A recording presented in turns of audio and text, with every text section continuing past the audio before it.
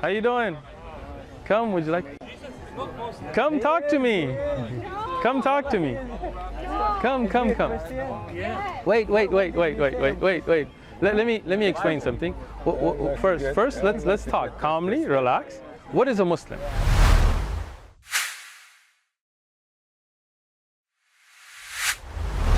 Go ahead. Speaking of which, I come with a question. I love questions. Hit me. I want to know, how is it that even in the Bible,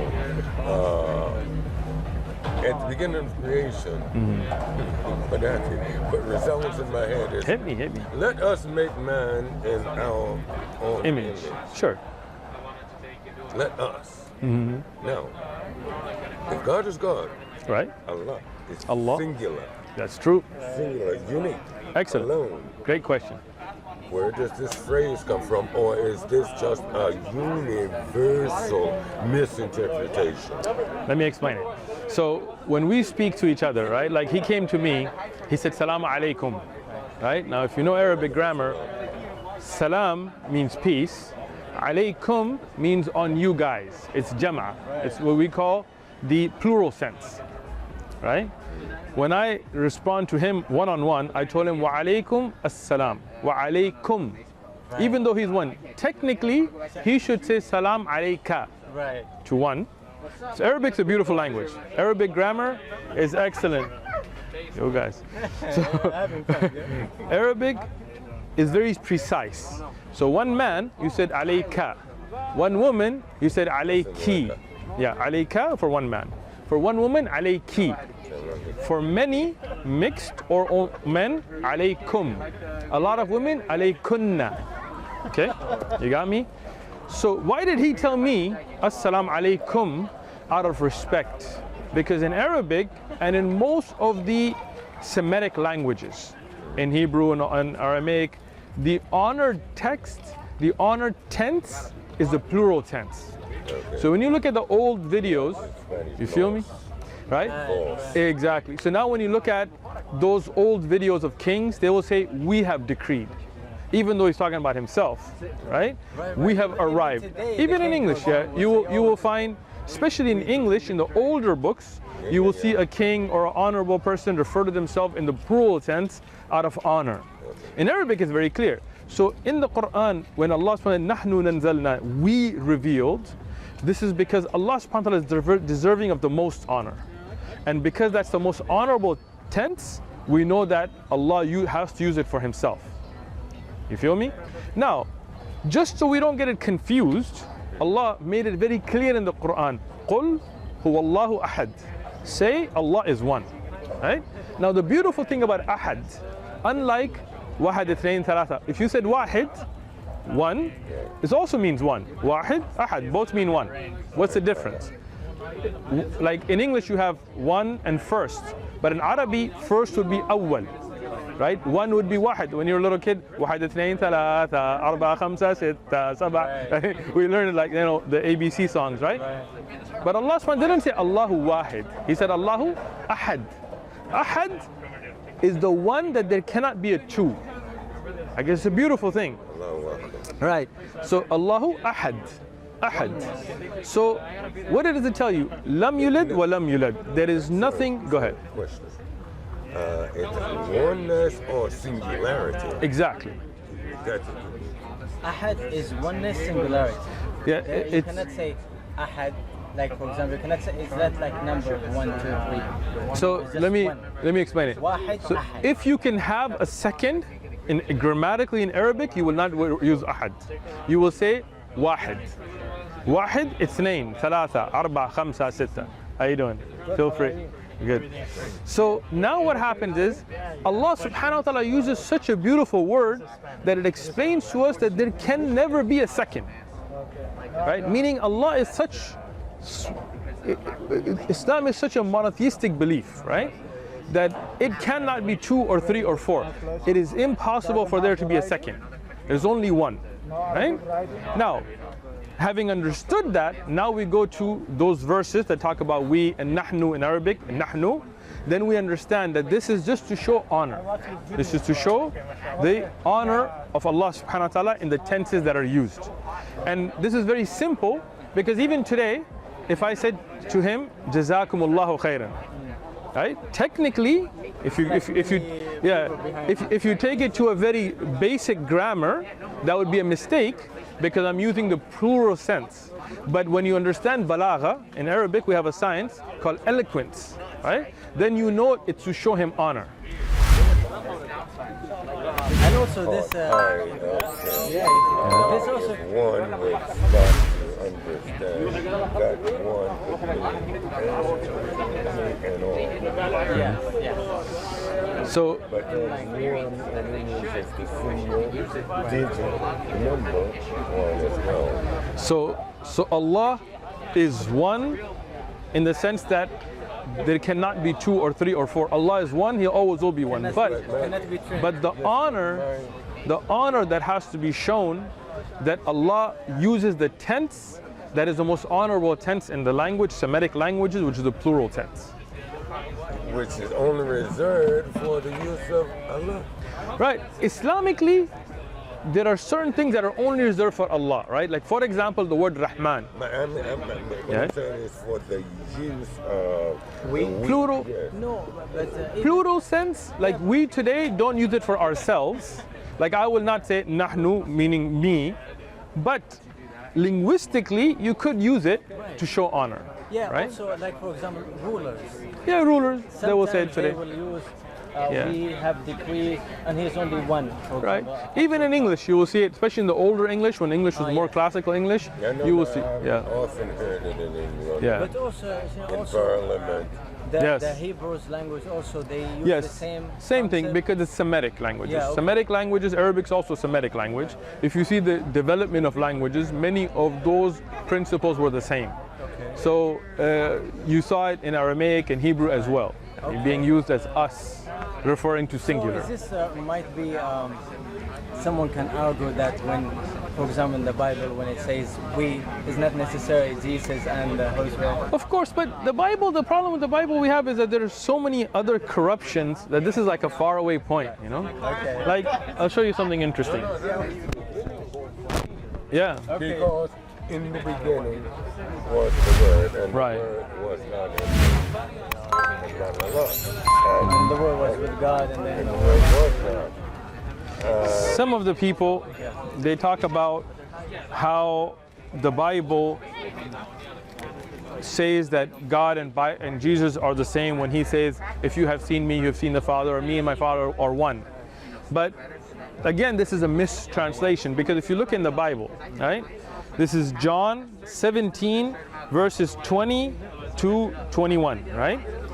I do not pray for these alone. Jesus is talking about His companions, His Hawariyun, but also for those who will believe in me through their word. And He's praying for those that follow the teachings of Jesus. They all may be one. You see? He's saying they may be one, right? As you, Father, are in me and I in you, they also may be one in us. Like you see what this is saying? And the world may believe that you sent me. Now you look at this beautiful verse, right? It clarifies the misconceptions of a lot of Christians. When they say Jesus says me and my Father are one, it doesn't mean physically they're the same person. This is a misconception because of the loss in translation. Because if you take that, when Jesus says that all of the people who follow Him, His disciples and those who follow Him afterwards, may be one in us. Maybe one in us, it doesn't mean physically they're going to be one. What does it mean they're on the same page? Like we say we're one nation. You say we're one ummah, right? We're one team. We're all one, right? Yeah, exactly, right? So now, what the corruption happened is they took the verse without looking at the context, without looking at the linguistic background, and they took it to mean, oh, if Jesus says me and my Father are one, that means physically they're the same. Now there are Christians like the Unitarians who came out and said, no, this is wrong. And they did their own research based on the Bible and proved that that's the incorrect concept. And Unitarian Christians, even today, they don't believe Jesus and God are one. They believe Jesus was sent, as it's in the verse here, right? So this is the truth that is out there. How you doing? Come, would you like? Come talk to me. Come talk to me. Come. Wait. Let me explain something. First, let's talk calmly, relax. What is a Muslim? What is a Muslim? Yeah, what is a Muslim? تتكلم عربي؟ Yeah. باللغة ما هو المسلم؟ ديانة. ها؟ دين.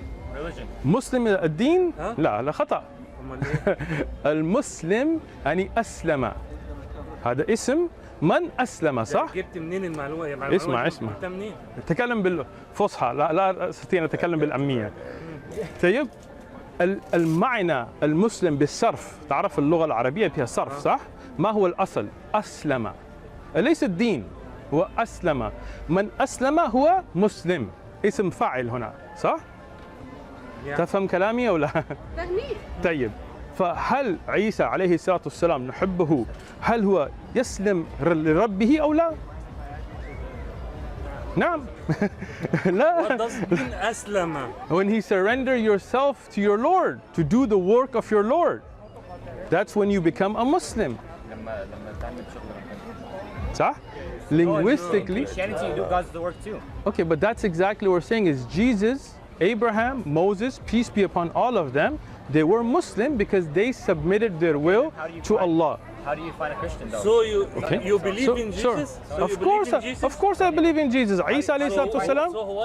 So why you don't approve Bible in Saudi Arabia? Excellent, great question. Let me explain it. You're talking to me. Come. Let me explain it to you. This is the Bible, right? Yeah. Okay. In the Bible, have things been changed and corrupted? No. No? Okay. Let me ask you then. هو تحريف بنتكلم عربي. هو بيسأل he's asking هل في تحريف بالكتاب المقدس؟ Okay, how about you? Okay, let me ask. Okay. Don't trust about his Bible. How about this? I trust about my Bible. I have my It's not a debate, it's a discussion. You're prepared for this discussion? Okay, sure, go home, check it. No problem, I'm not debating with you. I'm just talking to you. I know. Look, let me give you a couple of verses, write it, look it up on your phone, okay? Okay? I'm not debating. If you want to go home and look it up and come back, I'm more than willing. ماذا؟ على انه رسول من عند رسول صحيح نعم. نؤمن بالسيد المسيح على انه طيب اين الدليل؟ اين الدليل هو ابن الله؟ في الانجيل اين الدليل هو ابن الله؟ ايات كثيره. اي ايه؟ انظر. طيب. So let me give you some verses for you to look up first. Okay? This is in Matthew. You want to look it up now? You want to write it down? You want to take it? And then we'll come back. Excellent. And again, there's no pressure. Take your time. Look it up. Okay. I feel you. Good. This is Matthew, chapter 1, in verse 16. Chapter 1, Verse 16. Yes. Okay. So this shows the lineage of Christ. Are you paying attention, sir? Okay. So Jacob begotten Joseph. Okay. So Jacob had who? Joseph. Joseph was the husband of Mary, to whom was born Jesus, who is called Christ. Okay. Is that clear? Yeah. You want to look it up because you don't trust my Bible. Okay. So who's the father of Joseph? Jacob. Excellent. This is where? Matthew. Chapter 1, verse 16. Now, in the same Bible, in Luke, okay? Verse in Luke 3, chapter 3, verse 23. Okay? Now Jesus himself began his ministry at about 30 years of age, bringing, as supposed, the son of Joseph. Jesus, the son of who? Joseph. The son of? Heli. So you see the difference? You see the difference or no? One, he says the son of Jacob, and the other he mentioned the son of Heli. Take a picture here. I even wrote them all out. Right? Just so you don't think like, oh, one person maybe had second names. This is the genealogy as mentioned in Luke. This is the genealogy as mentioned in Matthew. As you can see, they're all different. All the way. How about this? Sure. We can come back tomorrow. Excellent. Take a picture. You want it? and we'll talk about this. We'll just have I a mean, discussion. no problem. Let me give you a couple more since you're going to do all this We work. have to go right now. You sure? Yeah, we have to. I got like 50. We'll come back tomorrow. All right. Tomorrow I won't be here. Sunday. All right. Next Sunday. Sunday. All right. May Allah guide us all to the truth. We wish you good. Appreciate the conversation. Have a good one.